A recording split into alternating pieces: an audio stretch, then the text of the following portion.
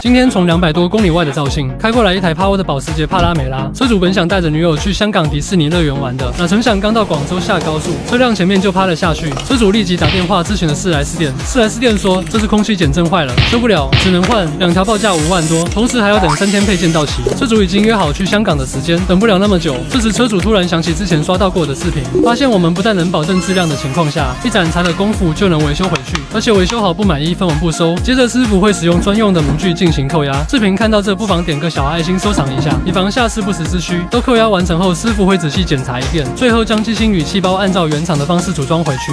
你们觉得这样的维修方式收多少合适？评论区讨论一下。